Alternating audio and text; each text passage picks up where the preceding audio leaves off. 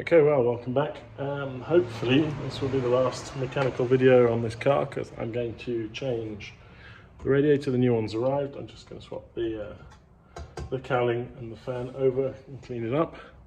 I'm going to change the thermostat, which is here because they also have a tendency of getting clogged up through years of standing around.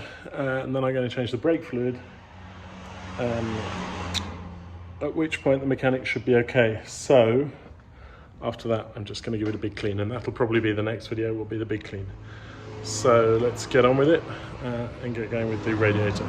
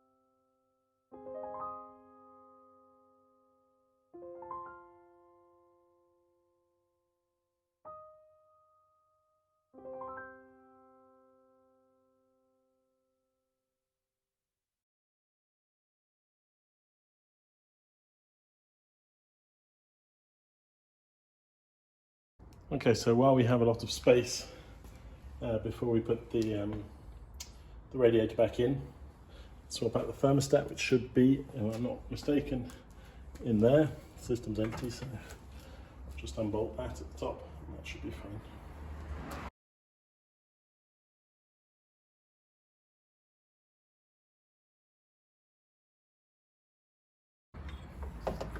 There it is. Actually, really doesn't look bad at all, but we got a new one. It was €3. Might as well change it while we're here.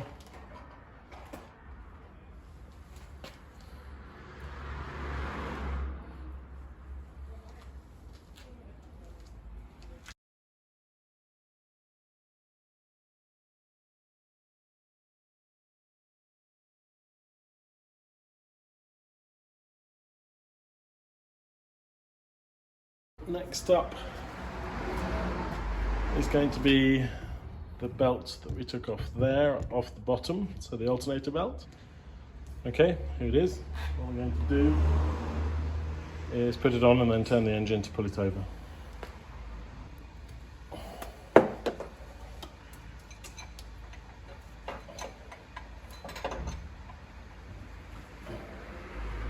Again, clockwise, always clockwise.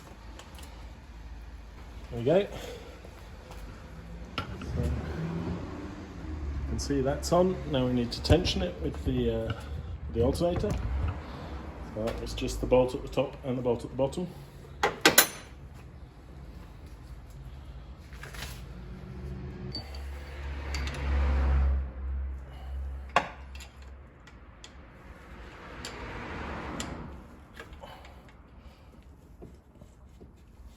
Okay,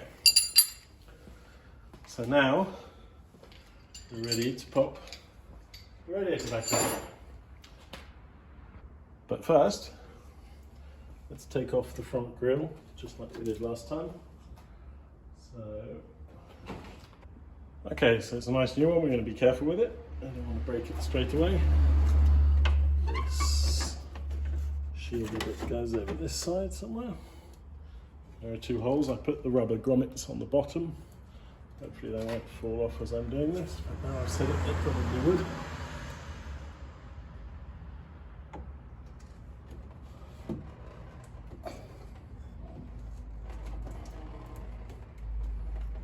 Up and in.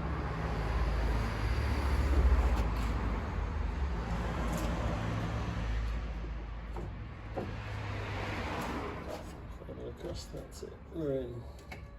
So this screws onto there, that slots into there, that will screw onto there, and then we have two little slots, one there and one there to hold it in place. So I should just pop the pipe there, that'll hold it straight. Let's go and get the top mounts so that it doesn't waggle about while we're screwing in the front. Okay, so that's in. We just need to bolt it down and then bolt up the front and plumb everything back together, and then pour water through the whole thing and hopefully get enough water into the water pump and get rid of the airlocks with the compressor, and that should be it. It's tight.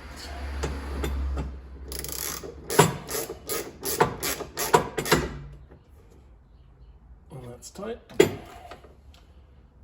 Onto the front. Okay, well everything's bolted together. It's time to plumb it back together, so that's just a case of top and bottom pipes.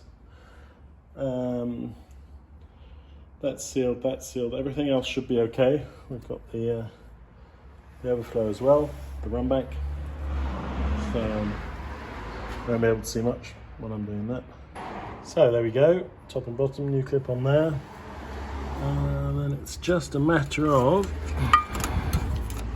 plugging the fan, and you can see down there, you can't really, but there's the temperature sensor down here.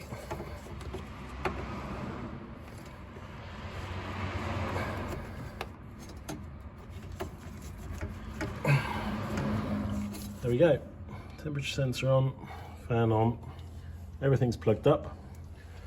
So I guess it's time to start pouring this very basic -35 antifreeze into the engine.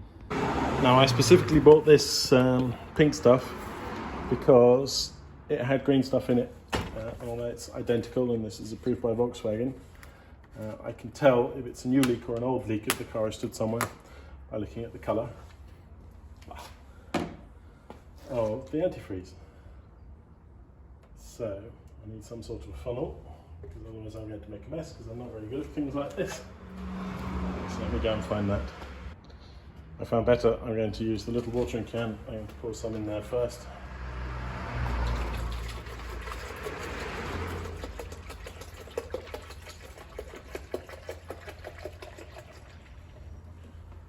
Now I should be able to pour this into here and then pour directly for the rest.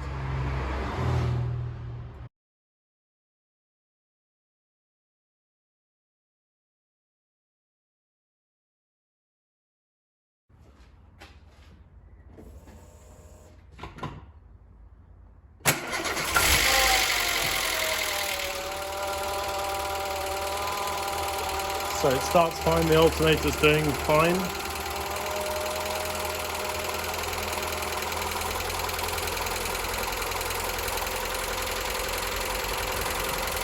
if you look here, you can see it's flowing. It's flowing back.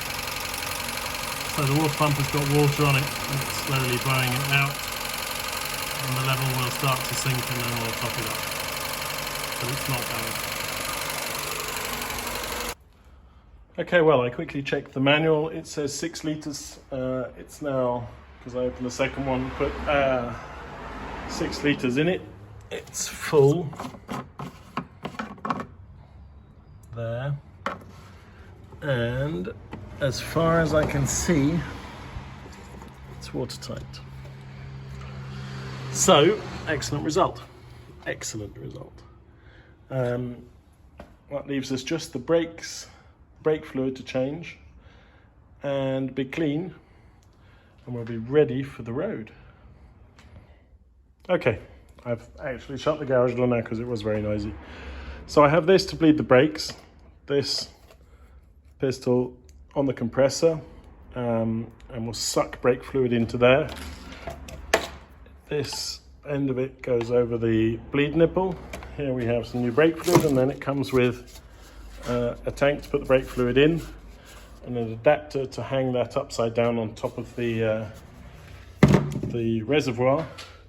And then what we're basically going to do is set that up, go round and start off on the furthest away from the reservoir, so the rear right in this case, suck till it's clear and light, then go on to the rear left, then the front right, then the front left, and basically suck all of the fluid out of the system and replace it with this nice new fluid.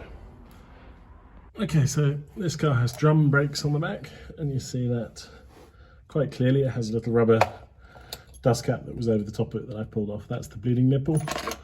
So we'll just put a 7mm spanner on there and our pipe, and then open it a little bit and let it suck some of the brake fluid out. Okay, so you can see quite clearly that that's on. I'm going to go and get the airline up front. We've got the new brake fluid ready to go. It came with little sort of clips that will clip it into the top there, so that when I open the tap, it'll just run in. At the moment we're at max. We don't want it to let it get below 0, otherwise it'll start pulling air in from this end. So let's get the airline and start sucking some brake fluid out. Okay, well, no matter what I did there, I couldn't get any brake fluid to come out. So it's time to take this wheel off and have a look what's going on inside that drum. Looks like something might well be seized there.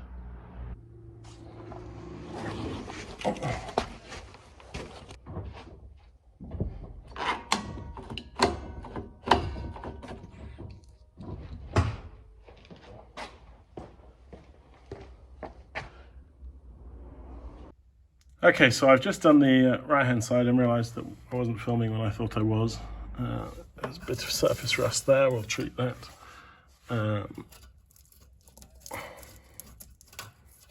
Brake line's okay, a bit dirty. We've got everything we need to treat that anyway. So we're going to service this brake drum because it was a bit sort of unhappy. Nothing major, knock the hub off, unscrew everything, and then clean it up and put it back together. Okay, then it's just a matter of bending the split pin flat, pulling it out, undoing the bolt. Then we have a washer and the bearing for the outside bearing for the drum and the wheel. So I'm going to strip all of that off, and then I'll show you, try and keep it nice and clean down here. There we go, everything off. So the drum should now come off pretty easily too, one-handed. Just here, sort of rubbing on the shoes there. So the best bet in that case is to give it a spin.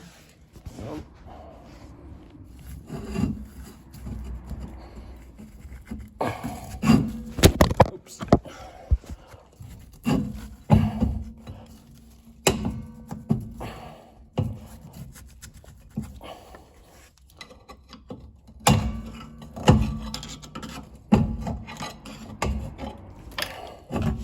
Okay, So there's two main reasons we're taking these off. The first is obviously full of brake dust and stuff. Give it a good clean. And the second is unseize the cylinders if they are seized. But I'll check that in just a second. And then we can drain the fluid, the brake fluid out while we're here.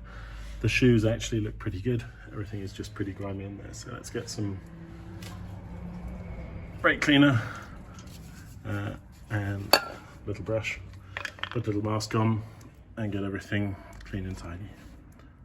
Okay, so now that it's a lot cleaner, I can check it out. The moisture is just brake dust arrestor and cleaner. That'll disappear within a couple of minutes. Looks fine, plenty of pad left. Give it a quick scratch. But that'll be fine. So, pop the little plug off the back and open this up with our 7mm spanner.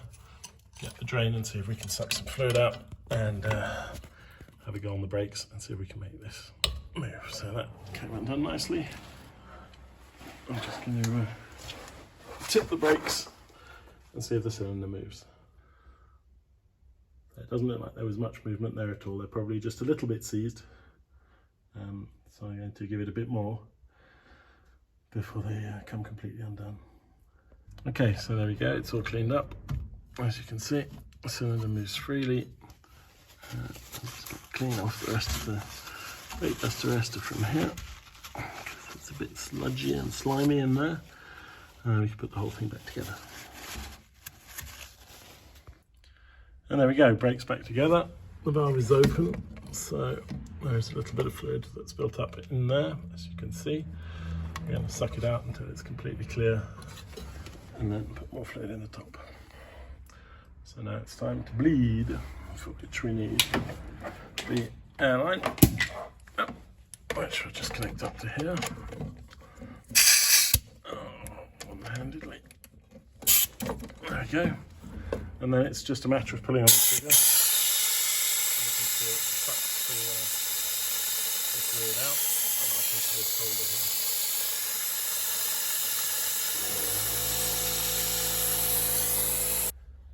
Okay, so the auto filler is filled.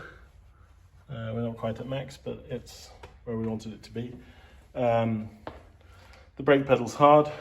That's how much dirty old brake fluid we've collected, so feeling much happier about that, especially now we've unlocked the rear brakes. So that means now that this car is ready to be cleaned and taken for inspection so that I can tax and test it and drive it on the road.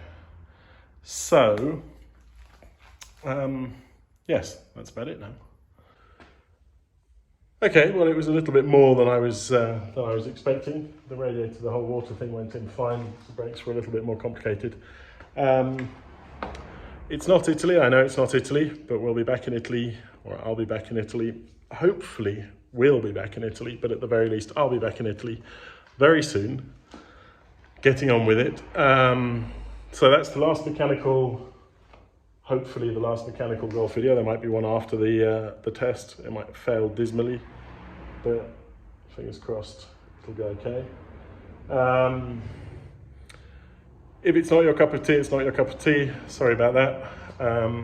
Italy will be back soon. If it is your cup of tea, I hope you enjoyed that. And if you did, then like and subscribe. And if it's not your cup of tea, then stay subscribed so that you get the next time we go down to Italy, probably in about 10 days' time. So, thank you very much. Stay safe, and bye-bye for now.